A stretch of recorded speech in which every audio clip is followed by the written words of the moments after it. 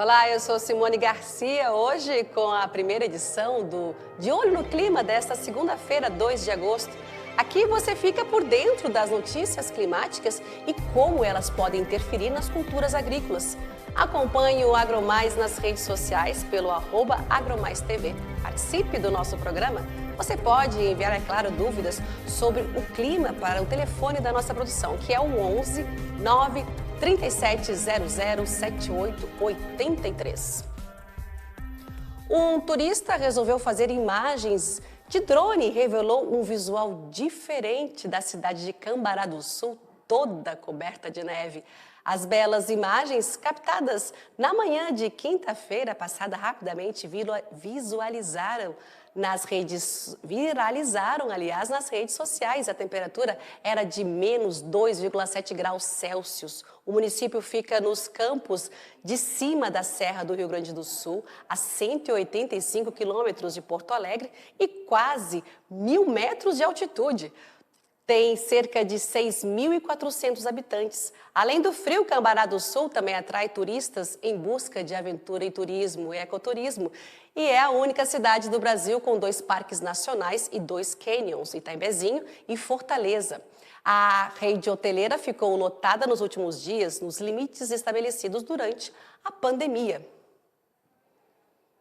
E quanto mais ao sul e mais para o interior, mais frio. Tiziano Kessler tem as informações. Campos cobertos de gelo. Com tempo seco e 2 graus abaixo de zero, a geada em São Francisco de Paula transformou o cenário no entorno do Lago São Bernardo, ponto turístico da cidade da Serra Gaúcha. Os carros também ficaram cobertos de gelo. É tanto frio que mesmo com o sol já brilhando, ainda tem gelo acumulado em muitos pontos, como este aqui, em uma estrada de chão no interior do município. Teve geada em vários pontos do sul do país.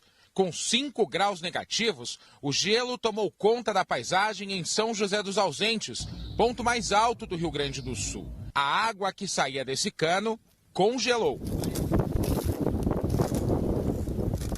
Em Bom Jardim da Serra, Santa Catarina, a geada cobriu o pasto.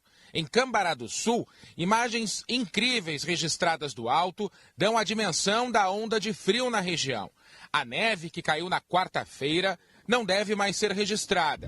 Em Calmon, no norte de Santa Catarina, o nascer do sol foi gelado e rendeu imagens dos campos branquinhos. A temperatura negativa congelou até uma poça d'água no capim. Olha aí, olha, isso aqui é gelo, né? Puro. No sudeste, a cidade de Campos do Jordão, em São Paulo, amanheceu coberta por geada, com os carros e a vegetação brancos de tanto gelo. Assim como em Petrópolis, na região serrana do Rio. Confira a hora, agora são 7h04 pelo horário de Brasília. Para a gente entender um pouco como a neve e geada devem impactar a produção agropecuária, vamos ouvir agora a repórter Cissa Kramer. Todos os especialistas, eles falam desse acúmulo de fenômenos climáticos, né? Então a gente teve a estiagem no início do ano, que retardou o plantio do milho. Aí a gente tem agora geada, né? Com esse milho que já chega aí prejudicado. Então, claro, a gente vai ter uma soma de fatores que vai levar lá a gente não ter um aumento na nossa safra de grãos. Claro, a gente vai ultrapassar 260 milhões de toneladas, continua sendo uma safra recorde, mas poderia ser melhor. É isso que os especialistas colocam, né? E a gente já teve uma massa de ar polar com geada, tem geada agora e a geada permanece. A temperatura sobe um pouquinho, mas seguimos com geada no final de semana e tem aí previsão de uma nova massa para daqui a alguns dias. Então, é um efeito em cima do outro e é isso que preocupa ainda mais os produtores e lá na frente, claro, os consumidores. De efeito imediato, essa neve, essa chuva congelada e esse gelo todo vai impactar nos hortigranjeiros, né? A feira vai ficar aí mais cara para o consumidor porque tem menos oferta. O produtor vai colher um produto aí, às vezes, né, queimado pelo gelo, principalmente as folhosas, que a parte que se comercializa é a que fica exposta, né, a toda essa neve, a todo esse gelo. Mas, num segundo momento, a gente vai ter reflexo também no café, porque a gente está naquela safra que não é a safra cheia, né, na safra alta do café. Então, A perspectiva é que nesse ano a colheita já está praticamente completa, mas que para o ano que vem, que seria a safra alta do café, a gente tem um impacto dessa geada, dessa massa de ar polar que atinge também aí a região sudeste e centro-oeste do país. No trigo, aqui no Rio Grande do Sul, né, a gente que é um dos produtores, um dos maiores produtores do país, há uma estimativa de uma perda reduzida, talvez lá na região oeste, de 7% a 8%. Por quê? Porque já se planta o trigo prevendo esse mês de julho, mês de agosto, né, mais frio, com geada. Agora, claro, se a geada persistir final de agosto, início de setembro, aí a gente pode ter problema no trigo também. Então é isso, é uma repetição de fenômenos climáticos e olha, já projetando aí o verão, teremos laninha. Então o milho realmente é uma preocupação, a gente fica aí na expectativa de que pelo menos essa próxima frente fria venha com menos geada. E o frio que está lá no sul do país chegou com tudo ao estado de São Paulo, tanto que na capital paulista foi registrada a menor temperatura dos últimos anos, 3,2 graus. E teve locais da cidade que o frio foi ainda maior, com temperatura abaixo de zero. A repórter Mara de Jaimo conta pra gente. A gente teve, durante a madrugada, ali o comecinho da manhã, a menor temperatura dos últimos 5 anos aqui na capital. E a gente teve temperaturas ali de -2, -3 graus nos extremos da cidade, por exemplo, no extremo da Zona Sul. Teve geada também em várias áreas da região metropolitana da capital, inclusive em áreas do extremo sul da capital, que a gente não costuma muito ver geada, mas teve hoje também com essas temperaturas extremas. Então, todo mundo agasalhado aqui em São Paulo. A temperatura hoje não deve passar dos 15 graus.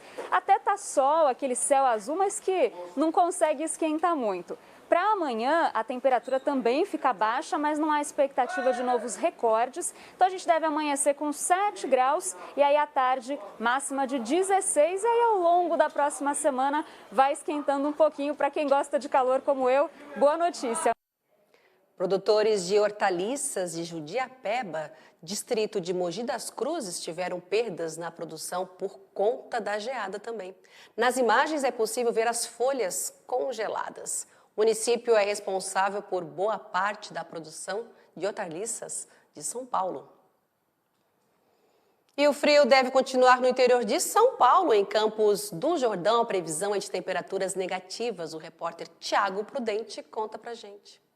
Temperaturas negativas, hoje pela manhã em Campos do Jordão os termômetros estavam marcando aí -2 graus, teve geada, não só em Campos do Jordão, que fica na Serra da Mantiqueira, mas em praticamente todo o estado de São Paulo. Em outras cidades também temperaturas negativas, como por exemplo em Itapetininga e Rancharia, aí também registrando 2 graus negativos. A gente está aqui na cidade de Campinas, nesse momento no sol está agradável, a temperatura está marcando 17 graus agora aqui na cidade, mas durante a madrugada a cidade registrou um recorde de frio do século, 3,5 graus às 4h50 da manhã. Vários municípios registraram esse recorde de temperaturas baixas nesse século. O que chama a atenção, segundo os especialistas, é que esse inverno está muito mais rigoroso do que os últimos. Para se ter uma ideia, a última vez que os termômetros aqui em grande parte das cidades do interior de São Paulo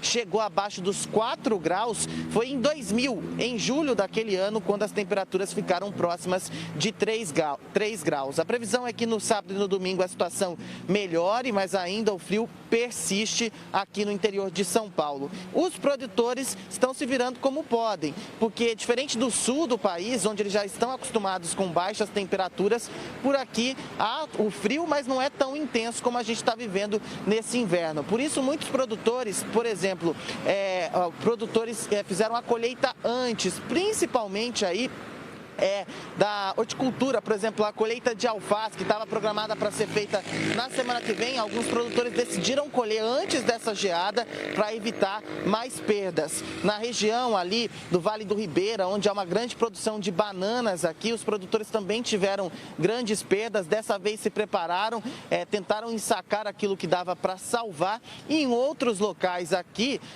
do interior de São Paulo, como na região de Itapetininga, Vinhedo, Valinhos, que tem produção produção de uva. Como a uva ainda está naquela fase da dormência, muitos aí usaram aquele método de irrigação, não planejado, mas improvisado, para tentar congelar e evitar perdas. Em outros casos, os produtores acabaram separando serragem e queimando aí no meio da lavoura para evitar aí o congelamento da lavoura nesse período de geada. Está acabando esse período de frio, deve acabar no domingo, mas uma nova frente fria já está chegando e então o pessoal precisa se preparar, porque na semana que vem não deve ser tão intenso como o dessa semana, mas o frio deve voltar novamente. Tanto a população quanto os produtores já se preparam também para essa nova frente fria aqui no interior de São Paulo. E vamos para a hora, agora são 7h12. Produtores rurais contabilizam prejuízos causados pelas geadas. Minas Gerais teve recorde de frio e de muitos estragos. O Diego tem tentado várias alternativas para evitar que a geada acabe com a lavoura de chuchu. As baixas temperaturas trouxeram prejuízos. Até você fazer outra lavoura e tal, é muito demorado. Então a gente perdeu praticamente a produção inteira, né? Algumas cidades mineiras bateram recorde de frio essa madrugada. A temperatura chegou a menos 4 graus no sul do estado. As geadas já afetam a qualidade e o preço do que é produzido pelos agricultores. Os 26 primeiros dias de julho, em relação ao mesmo período do mês anterior, demonstrou uma alta no preço do hortigranjeiro de 11,7%. A central de abastecimento já registra queda de 6% no volume de produtos que chegam para ser comercializados. As autoridades mineiras monitoram a situação e tentam ajudar os produtores. Os produtores, eles devem procurar o escritório da Emater. Um profissional pode fazer o laudo, que vai ser utilizado para a renegociação com os agentes financeiros.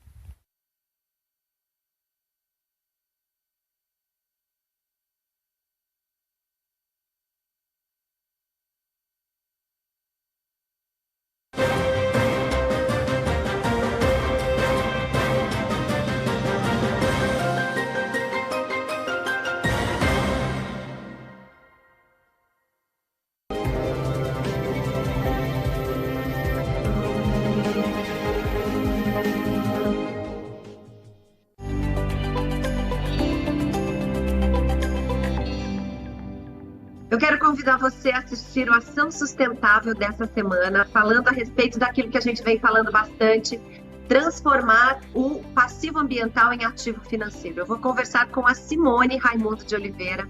Ela é pesquisadora do Instituto de Zootecnia da APTA e traz para a gente uma tecnologia na suinocultura que traz a sustentabilidade para dentro desta produção. Eu te aguardo.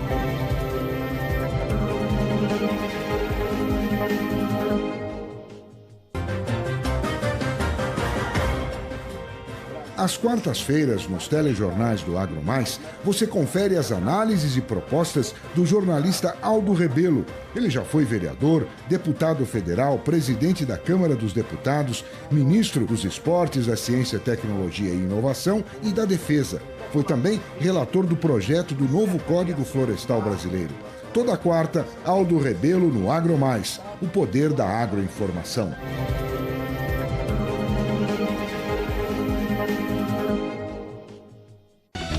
Agromanhã, para você saber antes o que pode tornar sua jornada mais produtiva. Eu estou produzindo mais milho do que eu plantei o ano passado e tenho muita segurança no mercado. Mais notícias. O Amazonas conseguiu diminuir o desmatamento no primeiro trimestre de 2021. Mais entrevistas. O corpo de um Brasil produtivo, campeão mundial da segurança alimentar. Mais reportagens. Futuramente a gente pretende estar entregando semente. A gente te espera por aqui. AgroMais, o poder da agroinformação.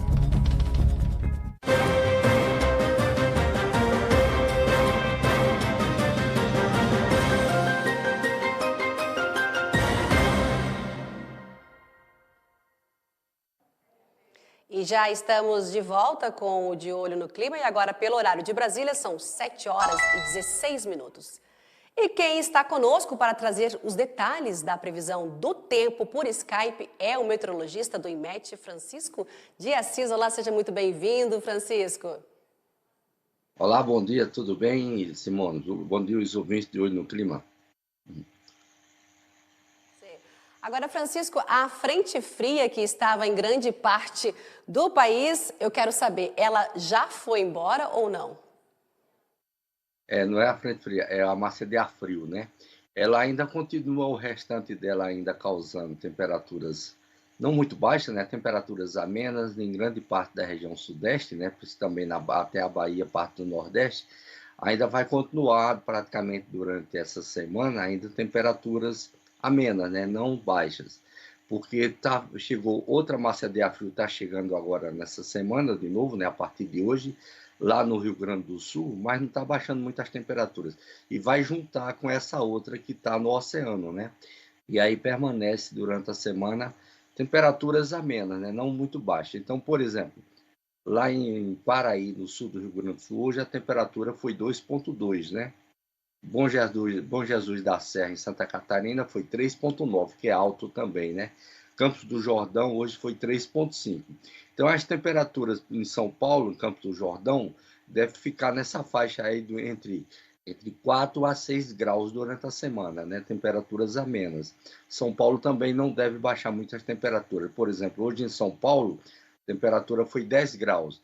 Durante a semana vai ficar nessa faixa aí, se comportando de 11 a 13 graus as temperaturas mínimas e as máximas chegando a algo dos 22, 23, 25 graus.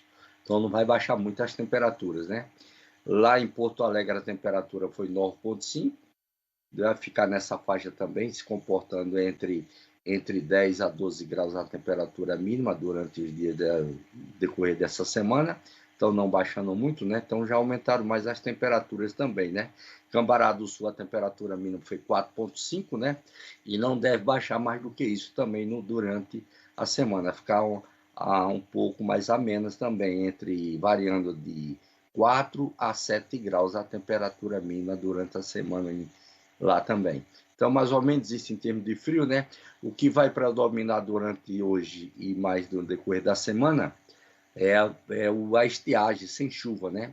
Como a gente tem um domínio grande aí ainda do restante desse ar frio dominando, então deixa aí grande parte do país sem chuva, né? Sem chegada de frente fria para causar chuva na região sul. A gente vai ter a semana de estiagem em toda a região sul, na região sudeste também, e também a parte central do Brasil e nordeste do Brasil sem chuva, né? As chuvas apenas no litoral do Nordeste, ali do litoral da Bahia, leste da Bahia até mais ou menos o leste de Pernambuco com chuva, né? Vamos ter algumas chuvas fracas também, né? Para hoje e amanhã, hoje nessa segunda-feira e terça-feira, chuvas fracas ali no litoral de São Paulo e também no Rio de Janeiro. Chuvas fracas, mas de maneira passageira, não são chuvas intensas, né? E persistem as condições de chuvas mais significativa, né, lá no extremo norte da região norte. Roraima, no norte do Amazonas, noroeste do Amazonas, e descendo alguma chuva também para a parte leste do Amazonas, pegando a região da Grande Manaus também, alguma chuva lá na região. Grande parte do centro do Brasil, o predomínio é da massa de ar seca, né, com baixa umidade do ar, se comportando aí a umidade do ar em muitas localidades entre 15% a 20%, principalmente o interior de São Paulo, Mato Grosso do Sul, também o interior e também todo o Mato Grosso e algumas áreas também toda a parte do Goiás, algumas áreas também de Minas Gerais com baixa umidade do ar e também a Tocantins e a Bahia também com baixa umidade do ar. Mais ou menos isso, Simone, que a gente tem as condições da previsão do tempo para essa segunda-feira. Tá certo, então. Muito obrigada pela sua participação mais uma vez. E amanhã você volta aqui com o meu colega Thiago Silva, que já vai estar de volta. Muito obrigada aí, Francisco. Obrigado a você também, Simone. Desejo aí uma ótima terça-feira a todos os ouvintes. E lembrando que vocês podem enviar dúvidas sobre o clima para o telefone da nossa produção, que é o 11 93 700 78 83. Como a gente já viu em algumas culturas, o frio é um vilão para os produtores, causando perdas e danos nas lavouras. Mas, em outros manejos, ele é considerado um aliado. Vamos entender um pouco mais sobre esse assunto com o diretor técnico da Associação Brasileira dos Produtores de Maçã, Ivanir Dallagnol. Olá, muito bom dia, Ivanir. Bom dia a todos vocês. Agora, Ivanir, o setor produtivo de frutas, ele esperava ansiosamente por esse período mais frio do ano, não é isso? Perfeitamente. Na verdade, os produtores estão muito satisfeitos com essas temperaturas que estão acontecendo agora no inverno, porque o frio ele é extremamente importante para a produção de frutas e principalmente para a produção de maçã aqui no sul do Brasil. O Brasil tem um clima que é subtropical, mas algumas regiões do sul do Brasil, elas têm um clima temperado. E a necessidade do frio no inverno, de maio até setembro, é muito importante para se produzir uma fruta de qualidade. Ô, Ivanir, então fala pra gente como é feito então o manejo quando as temperaturas, elas estão mais elevadas. Bom, na verdade, a macieira, principalmente, que é a mais importante fruta produzida aqui no sul do Brasil, ela é uma fruta, é uma planta caducifólia. Então, quando vem os primeiros frios, ela entra em dormência, que a gente fala. Ela cai toda a folha e ela fica só com os ramos. E esses ramos é que precisam ter bastante frio para a gente melhorar a produção da nossa safra nesse ano e no próximo ano também. Então, quanto mais frio for, nesse período em que as plantas estão em dormência, estão dormentes, melhor para o produtor, melhor para a produção dessa fruta. Agora, Ivanir, existe produção de fruta? Ivanir, existe produção de frutas tipicamente do frio, não é isso? Nas regiões de Cerrado aqui, como foi feita essa adaptação? Então, são adaptações com cultivares de pouca exigência em frio e também, como é uma região muito seca, ela entra em dormência quando você retira a água, você retira toda a umidade e aí ela tem um estresse hídrico e cai toda a folha e faz essa dormência que a gente fala. Só que ela não tem exigência em frio como nós temos as cultivares aqui da região sul do Brasil. Então, nós temos, por exemplo, a cultivar galho e a Fuji com exigência de 750, 800 horas de frio, abaixo de 7,2 graus positivos. Então, claro que nas regiões onde se produz uma fruta de menor exigência em frio, é possível produzir, sim. E, Ivanir, com essas baixas temperaturas, você acredita que o setor vai produzir mais esse ano? Então, o que acontece? Quando você tem as temperaturas favoráveis, como está esse ano, nesse inverno aqui no sul do Brasil, nós teremos uma produção agora na safra 21-22, com maior qualidade, ou seja, um calibre maior na fruta, uma coloração melhor das frutas vermelhas, a fruta mais doce. Então, você tem a qualidade da fruta, que no final isso se transforma em preços melhores na hora de vender essa fruta. E na safra 22 e 23, a gente prepara o material de produção, muito mais material de produção para a safra 22 e 23. Então, são duas coisas. Uma, você tem uma qualidade melhor nessa próxima safra e você tem uma safra maior na safra subsequente. Tá certo, Ivanir, muito obrigada pela sua participação aqui no De Olho do Clima. Nós conversamos com o diretor técnico da Associação Brasileira dos Produtores de Maçã, que é o Ivanir Dallagnol. Tenha uma boa semana e muito obrigada. Obrigado, eu que agradeço a todos.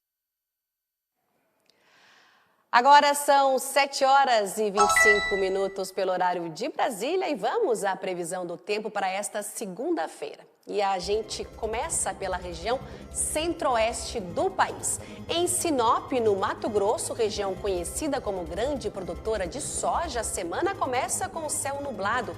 a mínima na principal cidade do norte mato-grossense, grande centro de exportações, cortada pelo setor principal da rota de escoamento da produção, vai ser de 20 graus e a máxima de 36 graus, umidade relativa do ar de 20%.